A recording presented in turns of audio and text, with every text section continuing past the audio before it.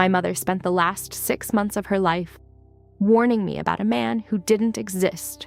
At least that's what I told myself every single night while I sat by her bed and listened to her describe him in a level of detail no dying, confused mind should ever be able to produce. She never got his name wrong.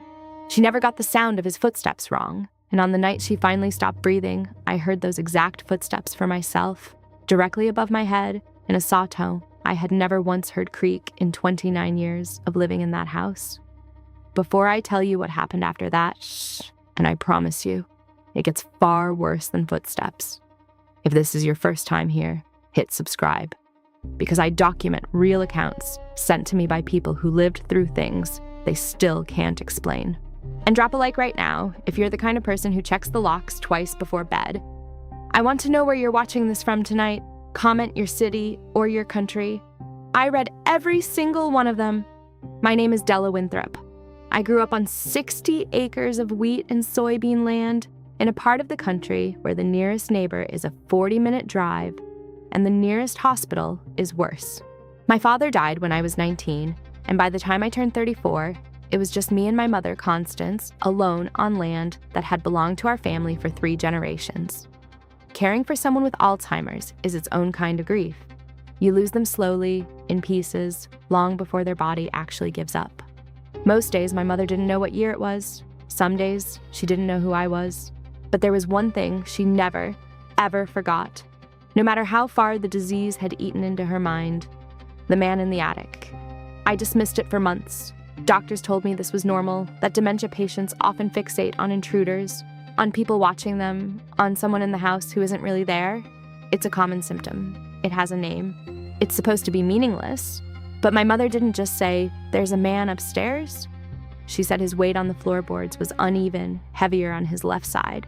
She said he never used the stairs, that he moved through the walls like he'd learned the house before it had learned him. She said he'd been there since before I was born, since before she was born, walking that same attic in that same farmhouse, for longer than any Winthrop had owned it. And she said one more thing, over and over, in the small window of clarity she'd get before the disease dragged her back under. "He's not waiting for me anymore, Della. He's waiting for you to be alone." I didn't believe her. I want to be very clear about that, because what happened over the following weeks is going to sound like the ravings of a woman losing her mind to a disease that steals memory, judgment, and reality itself. I wish that's all it had been. The funeral was small. It was always going to be small. Most of the people who might have come for Constance Winthrop had already died themselves, or moved away from this stretch of farmland decades ago. 6 people stood in the small cemetery plot behind the county church, and 4 of them were there out of obligation to my father's memory, not hers. I didn't cry until the drive home. That surprised me.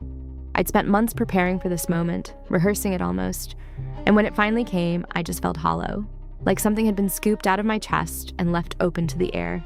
It wasn't until I turned onto the gravel road leading to the farmhouse, our farmhouse, though now I suppose it was only mine, that the grief finally caught up with me and I had to pull over onto the shoulder because I couldn't see the road through my own tears. The house was exactly the way I'd left it that morning. Coffee cup still in the sink. Her reading glasses folded on the side table next to the chair she hadn't been strong enough to sit in for over a year. Everything sat frozen in the shape of a life that had just ended. And I remember standing in the doorway for a long time before I could make myself walk inside. I didn't go near the attic. Not that first night. I told myself I was too exhausted, too grief-stricken to deal with anything beyond making dinner and collapsing into bed. And that was true. But there was another reason underneath it, one I wasn't ready to admit to myself yet. I didn't want to prove her right. As long as I didn't check, some small, rational part of my mind could keep insisting that the attic was just an attic, full of nothing but boxes and dust and the kind of forgotten furniture every old farmhouse accumulates over 3 generations. It was around 11 that night, lying in bed in the dark, when I noticed the quiet. Not ordinary quiet. The house had always made its noises, settling and creaking the way old wood does. This was different. This was the specific, total absence of a sound I'd apparently grown so used to over the past 6 months that I'd stopped consciously hearing it at all. There was no creaking above my head. For 6 months, every single night, I had fallen asleep to faint, uneven footsteps in the attic directly above my mother's room. Footsteps I had dismissed 100 times as birds nesting in the eaves, or the house shifting on its foundation, or simply my exhausted mind playing tricks after another long day of caregiving. 6 months of an explainable, forgettable sound. And on the first night my mother wasn't in that room to hear it, it stopped completely. I lay there in the dark for almost an hour, telling myself that silence was a good thing, that whatever had been up there, a raccoon, a bird, loose shingles in the wind, had simply moved on. I almost believed it. Then, just past midnight, I heard it again. Not above my mother's room this time, directly above mine. I didn't sleep again that night. I lay there with the lights on, staring at the ceiling, listening to those uneven footsteps cross the length of the attic floor and stop directly above me, until somewhere around 3 a.m. they simply faded away, the way a sound fades when someone walks far enough from a microphone. I told myself it was pipes. I told myself it was the wind finding some gap in the old shingles. By sunrise, with the world bright and ordinary again, I had almost managed to convince myself. The first thing I noticed was small enough to dismiss. My mother's reading glasses, which I had folded and left on the side table the day before, were sitting open on the kitchen counter instead. I assumed I'd moved them myself in the fog of grief and simply forgotten. Grief does strange things to memory. I knew that better than anyone after watching it hollow out my mother for 2 years. But then it happened again the next day, with something I absolutely had not touched. A photo album that had lived on the same shelf in the living room for as long as I could remember was lying open on the dining table, turned to a page of photographs from decades before I was born. My grandparents, standing in front of the farmhouse when it was still new, back when the wood hadn't yet gone gray with age. I put it back on the shelf myself. I watched my own hands do it. It was back on the table by the following morning. By the end of that week, it wasn't just objects moving, it was objects appearing that shouldn't have existed in the house at all. An old iron key, heavy and cold, sitting in the center of my kitchen table one morning, with no lock in the entire farmhouse it seemed to fit. A child's shoe, ancient and stiff with age, tucked into the corner of the pantry, though no child had lived in that house in my lifetime, and my mother had always been an only child, just like me. I started sleeping with the lights on in every room. I started counting things before I went to bed, chairs, cups, the exact position of the photo album, so that in the morning I would know, with certainty, whether anything had changed. Every single morning something had. I called my mother's oldest living cousin, a woman named Peg, who I hadn't spoken to in almost 15 years, hoping she might know something about the house's history that could explain any of this. I told her about the footsteps. I told her about the objects. I chose my words carefully, expecting her to laugh, to tell me grief was doing strange things to my mind the same way it had once done to my mother's. She didn't laugh. There was a long silence on the other end of the line, long enough that I thought the call had dropped. And when she finally spoke, her voice had changed completely. Quiet, careful, almost afraid. "Della," she said, "whatever you're doing up there right now, stop doing it. Get out of that house before dark." "Peg, what do you mean, whatever I'm doing? I'm not doing anything. I'm just trying to understand what's happening in this house." My voice came out higher than I meant it to, then with a fear I hadn't fully admitted to myself yet. She exhaled slowly, and I heard something in the background on her end, the scrape of a chair like she'd sat down hard. "Your grandmother never talked about it." Not directly, but when I was a girl, maybe 10 years old, I stayed at that farmhouse for a summer, and there was a night your grandfather sat me down and made me promise never to sleep there alone. He said the house wasn't ever really empty.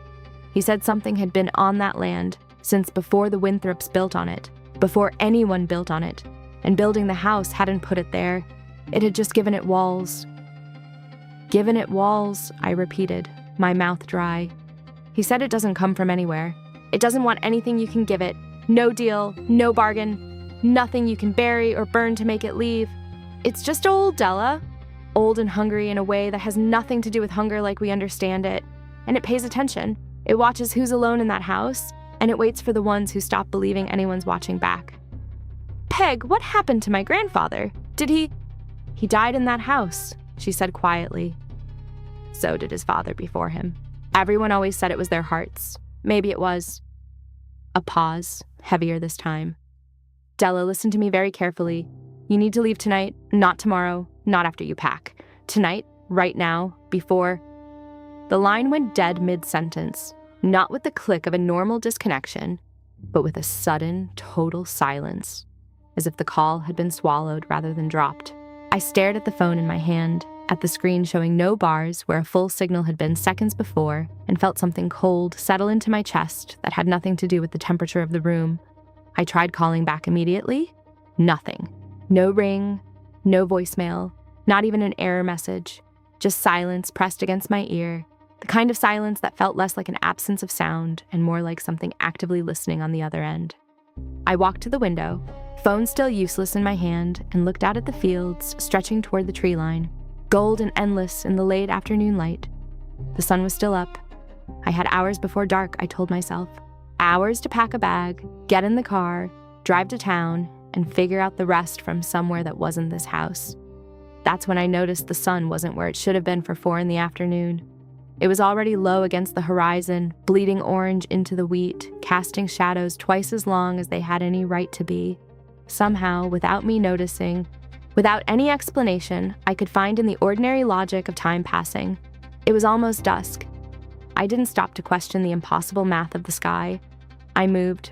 I grabbed my car keys off the hook by the door, my purse, my phone still useless in my pocket, and I didn't bother with a bag. Didn't bother with anything except getting myself into the car and onto the road before whatever Peg had been trying to warn me about had the chance to finish its sentence. The keys wouldn't turn in the ignition. I tried them 3 times, my hands shaking harder with each attempt, before I understood what I was looking at. They weren't my keys. They were shaped almost identically to my car keys. Same brand of keyring, same worn groove where my thumb always rested. But the metal teeth were wrong, filed down to nothing, smooth and useless, like a copy made by something that had only seen my keys from a distance and gotten the details almost right. I don't know when they'd been switched. I don't know how long I'd been carrying the wrong keys in my pocket without noticing. I got out of the car and started walking. The nearest neighbor was a 40-minute drive, but running felt like the only thing left to do that made any sense, so I ran anyway. Down the gravel driveway toward the county road, my breath tearing at my throat in the cooling evening air. The sun had dropped even further while I'd been fighting with the ignition, the shadows now long enough to swallow the whole width of the driveway.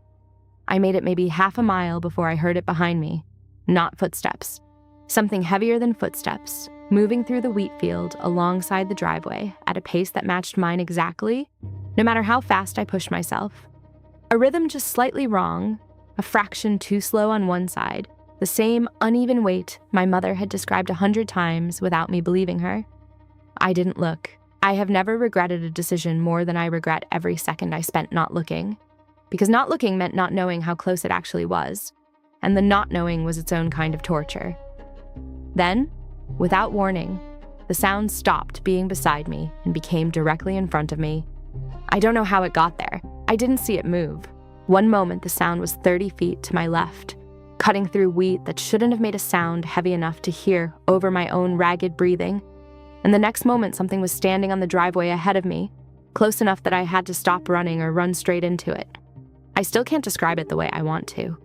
Every time I try, the words feel too small, too human, for something that was built out of wrongness instead of shape. It stood too tall, and at the same time seemed to fold in on itself, like it was compensating for a height it wasn't supposed to have. Where a face should have been, there was something that turned toward me anyway, that I felt looking at me without any features to look with. It didn't move toward me. It didn't have to. I understood, standing there in the last dying light, that it had never needed to chase me down the driveway at all. It had simply let me run exactly as far as it wanted me to run, and then it had let me see it so that I would finally understand there was nowhere left to go. I didn't decide to run. My body decided before my mind caught up, some older instinct taking over the exact moment that faceless, wrong-shaped thing let me see it standing there on the driveway. I threw myself sideways into the wheat, off the packed dirt road, and into the field itself, stalks whipping against my arms and face as I cut a path in a direction that had no reason behind it, except that it wasn't toward the thing that had been walking beside me the whole time. The field swallowed the last of the daylight almost instantly. Wheat towered over my head in places, taller than I remembered it being that morning, and I understood in some distant and horrified corner of my mind, that the geography of my own family's land was rearranging itself around me, trying to keep me lost inside it. I could hear it behind me again, that same uneven weight crashing through the stalks, but slower now, almost lazy, like it had already decided how this was going to end and was simply enjoying how long I intended to delay the inevitable. I didn't stop to consider what that meant. I ran until my lungs burned, until my legs stopped responding to anything except raw panic, aiming for a gap in the tree line where I knew, I hoped, the neighboring property started. I fell twice. Both times I felt it get closer in the second it took me to scramble back up, close enough that I swear I felt the air change temperature around me, dropping cold enough to fog in front of my mouth even though it was a warm September evening. The tree line came up faster than I expected, and I broke through it with no plan beyond keep moving, stumbling down a shallow ditch and up the other side onto a stretch of gravel that I didn't recognize until I saw the shape of a house ahead of me, windows lit yellow against the coming dark. The Hendersons. I hadn't spoken to them in years, hadn't even remembered their land bordered ours this closely, but I ran for that light like it was the only real thing left in the world. I don't remember reaching the porch. I remember pounding on the door hard enough to hurt my hands, screaming for someone to let me in. And I remember Mr.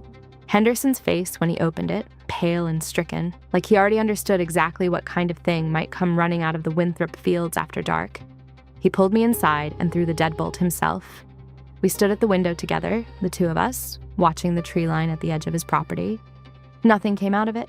No shape, no sound, nothing to prove to him that I wasn't simply a grieving, hysterical woman who'd lost her mind the same way her mother had lost hers. But I saw it, right at the edge of the trees, right where the light from the porch gave up and the dark took over completely. It wasn't chasing me anymore. It was simply standing there, watching the house the way it must have once stood in that farmhouse attic. Watching my mother, watching my grandfather, watching every Winthrop who had ever made the mistake of thinking a locked door was the same thing as safety. It hadn't followed me because it needed to catch me. It had followed me because it wanted me to know it could. It's been 4 months since I sold the farm. I took the first reasonable offer that came in, far less than the land was worth, but I didn't care about that anymore. I used the money to move 3 states away, to a small apartment in a city loud enough that I could always hear traffic, always hear other people's voices through the walls, always hear anything except silence. I told myself silence was the enemy now. I keep the television on when I sleep. I never let a room go fully quiet, not once, not for 4 months straight. For a while it worked. I started sleeping in longer stretches. I got a job at a bookstore, a few blocks from my apartment, something small and ordinary and full of daylight. I even started to believe in the way you talk yourself into believing anything given enough time and distance, that whatever had been in that farmhouse belonged to that farmhouse alone, that it was tied to the land the way Peg's grandfather had implied, and that leaving the land meant leaving it behind for good. I still haven't been able to reach Peg. Her number rings and rings with no voicemail, the same dead, listening silence I heard the night I ran through the wheat field. I try to tell myself that's a coincidence. An old woman, an old phone, a bad connection. I don't fully believe it, but some days I can almost convince myself to stop checking. 3 nights ago, I woke up at 2 a.m. to a smell I hadn't noticed in this apartment before. Wheat dust and old wood. The exact smell of my mother's farmhouse in late summer. A smell that has no business existing 400 miles from any wheat field at all. I told myself I imagined it. I told myself grief plays tricks on the senses. The same excuse the doctors gave me for my mother's confusion. The same excuse I gave myself for 6 months while she tried to warn me about something I refused to believe was real. Last night, my downstairs neighbor knocked on my door to ask, politely, almost apologetically, if I could try to keep the noise down after midnight. I live alone. I always have in this apartment.